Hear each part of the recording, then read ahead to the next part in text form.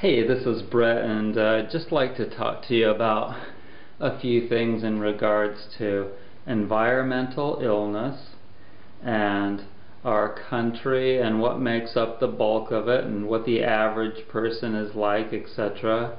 And yeah, let's just take those two things. You know, a long time ago, I realized that environmental illness was an important thing that I needed to work on for my good health and healing. And I started to learn about the toxins that were in the air and the food and the water. I read a great book, I still have it, by Lynn Marie Bauer called Creating a Healthy Household. And it's an encyclopedia of anything you might want to know about environmental illness and how to get rid of that and start to have good clean air, food, and water. And you know, long before that, even when I was little, I instinctively knew that that nasty, toxic diesel fumes and industrial fumes that I was breathing as we were taking Dad to work early in the morning in Southern California, that was not a good thing, and I'd hurry and roll up the window. Anyways, you know, I pretty much disregarded all of that until I really started to learn about health and healing 20 years ago.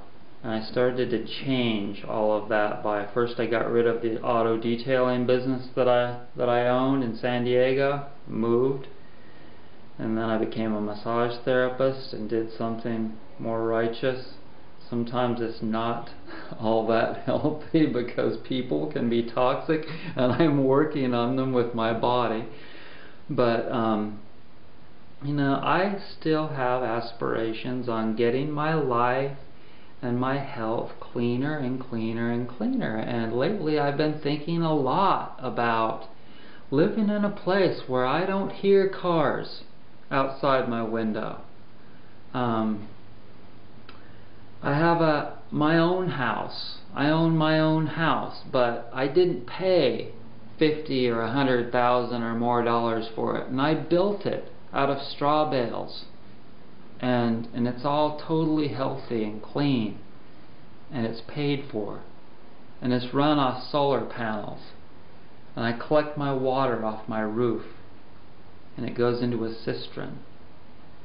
And so I've been thinking about these things for a long time, and then I've been thinking like, well, maybe I need to live in a community where there are 50 or 100 people all striving towards this life, this better life, this heaven on earth. And then I think, well, now you got to at least get you a good woman before you go out there. You can't be alone. So yeah, we're working on that. And are you going to have animals? And where's it going to be? Where are you going to buy some property? And is it going to be even in this country? Because do I want to live in a country where the average American consumes 160 pounds of white sugar a year? Do I want to live in a country where they're sending the military out all over the world to spread our shit? I mean, it's not what I would do. I mean,